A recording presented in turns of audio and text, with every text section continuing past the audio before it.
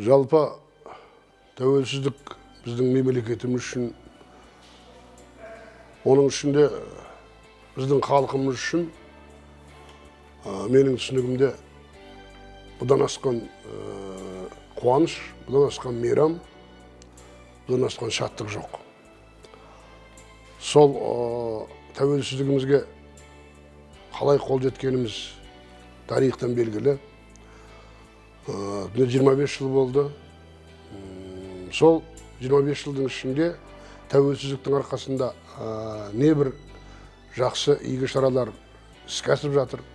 Бірақ 25 жыл деген аса аз да жыл емес, аз да уақыт емес, көп те уақыт емес. Әлі де істелетін жұмыстар, әлі де асатын асулар алда деп есептеймін. Құдай соған жеткізсін. Тек қана соған жету үшін тыныштық болсын, бейбітшілік болсын.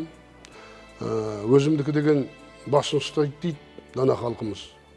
Сол тәуелсіз еліміз, көгімізде көк туымыз желбіреп, соның мынау 25 жыл толып отырғанмен барша қазақстандықтарды, халқымызды, елімізді шын жүректен құттықтаймын.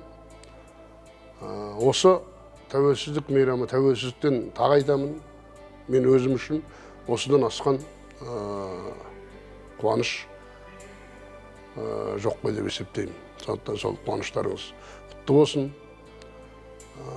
ары қарай өркендеп өсе берейік, ел жұрт аман болсын, көк туымыз көгімізде желбірей берсін.